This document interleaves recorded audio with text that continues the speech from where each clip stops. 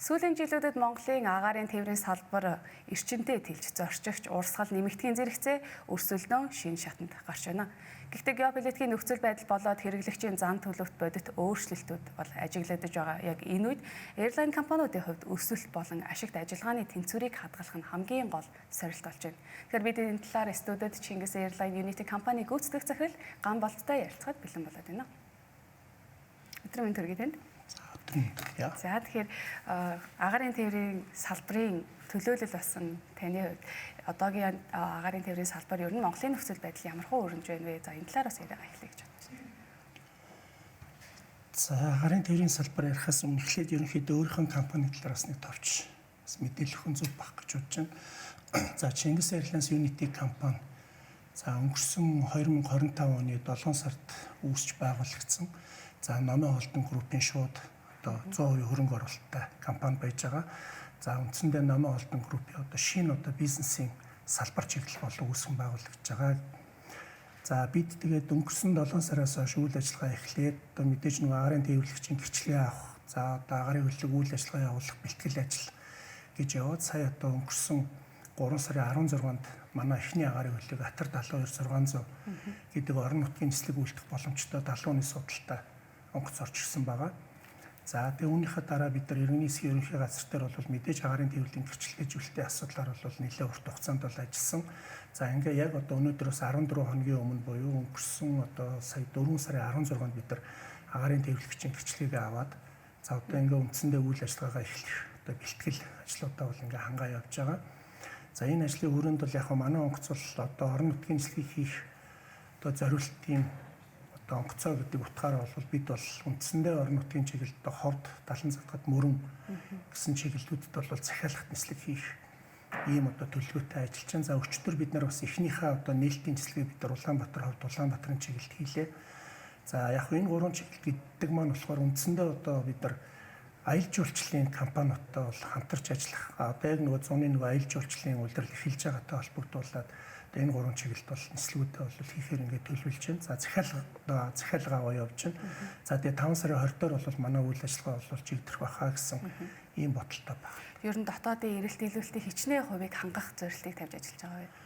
За мэдээж одоо дотоодын орон нутгийн нислэгт бол манай үндэсний тээвэрлэгч Мят компани, за дээр нь Хүнөв гэдэг ингээд авиа компаниуд явж байгаа. За бид бол аль болох одоо шин чиглэлд за манай одоо Номын Холдон группийн үндсэн зорилго бол одоо орон нутгийн нөгөө үйлчлэгээ одоо нислэг байхгүй газруудад нислэг хийя гэсэн ийм зорилт байгаа. Гэхдээ яг манай онгоцны одоо гол одоо давуу тал гэх юм уу та ер нь бол шорон зурсан дээр буух боломжтой. Өөрөлдөө шин чиглэлийг бид нар боожуулж эхлэх бас боломж байгаа.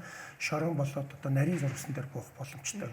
За яг ерөнхийдөө бид нар бас орон нутгийн аяг одоо шорон зурстай нисэх буудлуудыг бол судалж байна.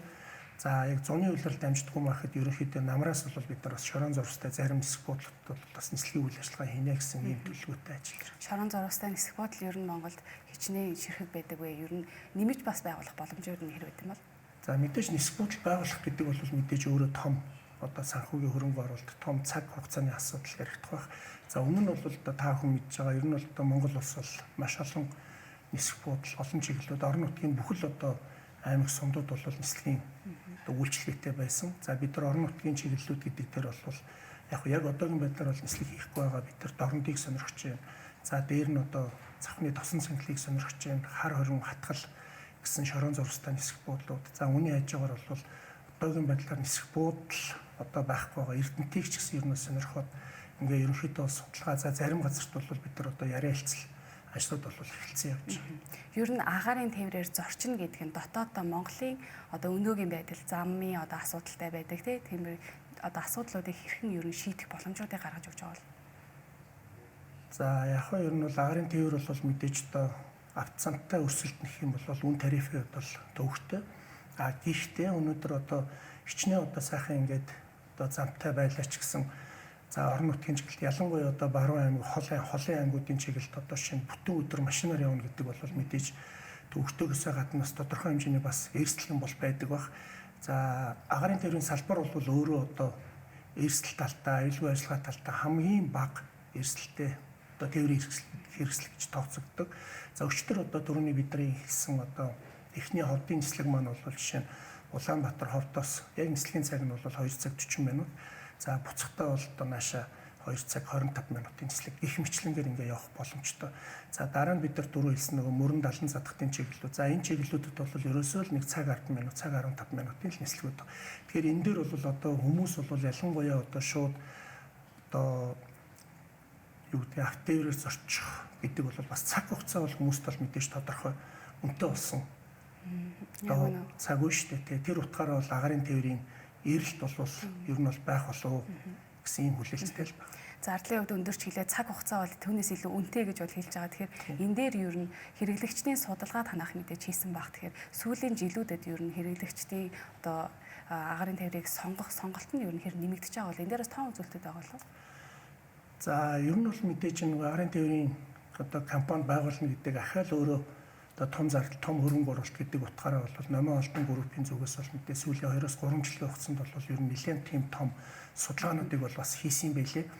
За тэгээ энэ одоо Номын Олдонч бол өөрөө бас нөгөө маркетингийн том багтай орон нутгийн судалгаа юмнуудыг бол хийсэн. Тэндээс бол биднэрт бол бас зөвлөмж юмнуудыг бол гаргаж өгч байгаа. За энэ чиглэлүүдийг бол яг одоо мэргэжлийн талаас нь одоо агаарын тээвэр талаас нь бас судлаад нисэх боломж юмнууд юу байна гэдэг. Өөрөлдвөл бид нар Номын Олдонгийн маркетингийн багтай хамтраад энэ ажлуудыг бол ерөнхийдөө хийгээ явж байна л гэсэн.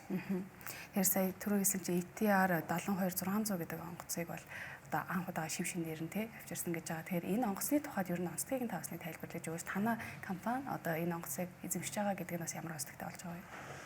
За ер нь шинээр байгуулж байгаа агаарын тээврийн компани бол манай одоо иргэн нийсгийн салбарын эрх зүйн шаардлагын хүрээнд, эдийн засгийн зохицуулалтын шаардлагын хүрээнд мэдээж одоо шууд олон улсын нислэгт, хуваарь нислэгт орох боломжгүй.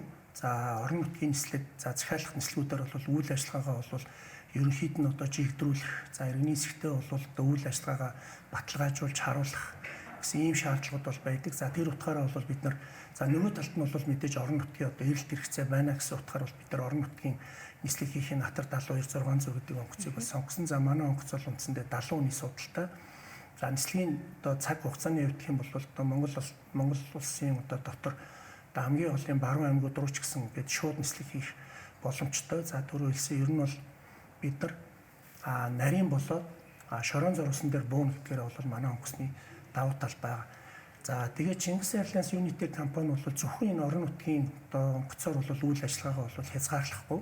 За бидний цаашдын төлөвлөгөө гэх юм бол энэ ондоо багтаад бид нар 2 дахь онгоцоо оруулах гэсэн ийм төлөвлөгөө байна. За мөн одоо ер нь бол энэ оныхоо сүүлээр ч юм уу олон улсын одоо захиалгах нислэгийг хийх одоо олон улсын нислэг хийх боломжтой Airbus 320 гэдэг онгоцыг бол ерөнхийд нь бол судлаа явж байгаа. За зарим газараас бол бид нар бүр онгоцны саналыг бол авсан. За тэгэхээр энэ ажлууд бол энэ оны сүүлээр ер нь 11-12 сартаа бол багтаад бодит ажил хэрэг болох байхаа л гэж бодож байна. Сүүл нэг юм мэдээлэл гарсан байсан. Монгол улс Seamless Aviation 2030 гэсэн хүрээнд бол агаарын зай маршрута шинжилж агаарын навигацийн үр ашгийг нэмэгдүүлэх одоо ийм зорилтыг тавьж ажиллаж байгаа гэсэн. Тэгэхээр энэ хүрээнд бас шинжилэл нь ер нь дотоодын авиа компаниудад ялангуяа танай компанид ер нь ямар үр ашгийг бас авчрах вэ? За яг агаарын навигац талдаа ярих юм бол энэ бол илүү иргэний засгийн ерөнхий газар, иргэний засгийн үндэсний төв тал руугаа явах одоо Монгол улсын газар нутаг дээгүүр өнгөрч байгаа өнгөрөлтийн нислэгүүч гэдэг юм. За бидний хувьд гэх юм бол ер нь бол одоо бусад одоо өөрийнхөө одоо дотоодын агаарын тээвэрлэгчтэй аль болох бид нар хамтраад ажиллах, бие бинийгээ одоо ингээд дэмжиж явах гэсэн ийм одоо бодлогын өрөөнд бид нар бол хамтарч ажиллая гэсэн ийм бодолтой бол байгаа. За Мяд компанийнхаа удирдлагуудтай уулзсан. За бусад одоо агаарын тээврийн компаниудтай ч гэсэн ер нь бол уулзж байгаа. За бид бол мэдээж одоо ганцаараа ингээд цаашаа бол хол явна гэж бол байхгүй. Тэгэхээр одоо хамтын ажиллагаа бол зайлшгүй хэрэгтэй. Энэ хамтын ажиллагааг бол бид нар одоо дотоодын агаарын тээврийн компаниудтайгаа хамтын ажиллагаагаа эхлүүлэх, за тэгээ хөгжүүлэх, үргэлжлүүлэх гэсэн байдлаар эхлэх ёстой болов уу гэж бодож байна. Олон улсын зах зээлийг харахад ер нь сүүлийн үед ялангуяа энэ геополитикийн нөхцөл байдал тийм ээ. Агаарын тээврийн компаниудад хамгийн их дарамтыг бас үзүүлж байгаа гэж одоо нэг салбаруудынх нь нэгэ гэж бол харж байна. Тэгэхээр энэ нь ер нь Монголд ер нь хэр байна вэ? Бас энэ үнүүд ер нь хэр нэмэгдэж байна? Хань ширн ямар хөө байгаа вэ? Яг ямар хөө байдлаар яг бодит одоо ерөнхийдөө бол одоо шинэ онгоц Камерын одоо арилжааны нислэг явуулдаг том онгоцны нийлүүлэгч Airbus Boeing гэдэг компаниуд байж. За энэ хоёр компани бол мэдээж одоо зах зээл дээр нийлүүлдэг онгоцны тодорхой шалтгааны улмаас хөдөлгөөрч гэдэг юм уу, яг одоо онгоцны өөрийнх нь гэрчлэгээжүүлэлт гэдэг юм уу, энэ шалтгаанаар бол яг зах зээл дээр нийлүүлдэг онгоцны тоо бол одоо ер нь бол багассан. За энэтэй холбогдуулаад за тэгээ нэгдүгüүрт нь хоёрдугаарт нь нөгөө талаас нь нөгөө коронавигийн дараагаар бол нөгөө зах зээлийн одоо агаарын тээврийн салбарын эрэлт бол огцсон өссөн. Их зэрэг шалтгаанаар бол ер нь бол зах зээл дээр хэс бол онгоц олдох магадлал бол айгүй төвхтэй болсон. За гэхдээ бол бид нар бол ямар ч гэсэн одоо эхний онгоцоо бол амжилттай оруулж ирээд ингээ үйл ажиллагаагаа эхлэх гэж байна. За дараагийн одоо онгоц дээр Airbus 320 гэдэг онгоцоо бол бид нар бол утгагүй оруулж ирнэ. За гэхдээ мэдээж энэ бүхнийг одоо бид нар яаж давж гарах вэ? Энэ бүхний цаана одоо яаж одоо гарч иж үйл ажиллагаагаа сайхан айтайхан явуулах уу, өргөжүүлэх үү гэдэг ийм л ажлууд байгаа. За мэдээж одоо юу гэдэг олон улсын энэ нөхцөл байдал бол манад бол нөлөөлнө. За ялангуяа одоо энэ шатхууны асуудал гараад ирлээ тий. За шатхуун дээр бол бид нар одоо яг өнөөдрийн байдлаар бол одоо Монголдо бид нар дотоодын нислэг хийн гэдэг утгаар энэ нөлөөл бол бидний хувьд бол харьцангуй бол гайгүй. Яг гэвэл манай онгоц өөрөө одоо турбопроп гэдэг утгаараа шатхуун зарцуул бас тодорхой хэмжээгээр бол бага л та. Тэгэхээр хамгийн сүүлийн асуултыг асуухад ер нь ирээдүйн чиглэл хаашаа чиглэж байгаа вэ Монголын ер нь агаарын тээврийн салбар ч гэсэн ер нь хаашаа чиглэж байгаа гэж та харж байна? За яг 100% хүний бодлоо хэлэхэд бол мэдээж Монголын агаарын тээвэр гэдэг юм бол манай монголчууд Америк руу шууд нислэгтэй болно ч гэдэг юм уу. Ер нь бол ингээд холын нислэгүүдтэй. За холын нислэгүүд бол яг бас ярьдаг л да ер нь бол алдагдaltaй зорчигч урсгал багтаа ч гэдэг юм уу тий. Тэгэхээр энийг бол зүгээр одоо зөвхөн одоо Монгол зорчигчдоо биш гадны зорчигчдыг нийлүүлээ Монголыг одоо шинэ юу гэдэг яг газар зүйн байршлаа ашиглаад хаб болгож ингэж ашиглаа явах юм бол ер нь бол манай агаарын тээврийн салбарт бол ирээдүйд бол маш том байгаа л гэж боддог. За тэр ч утгаараа бол бид нар энэ компани байгуулагдж байгаа нь бол мэдээж тэр ирээдүйтэй холбогдуулаад бид нар ч гэсэн бас энэ одоо салбартаа бол бас нэг хувь нэмрээ оруулаад энэ бизнес руу орох хэрэгтэй болов уу гэсэн байдлаар Чингис Айлнаас юунитээ байгуулагдсан байна. Хүрэлцэн ирж ярилцсан танд баярлалаа. Бас танаа ажилд бас амжилт төсөө салбарч гэсэн бас цааш ирээдүйд нас амжилтыг хүсмээр байна. Тэгэхээр бид Чингис Airline Unities компаниг гүйцэтгэх захирал Гамболд эрхэмтэй дөнгөсөө ярилцлаа.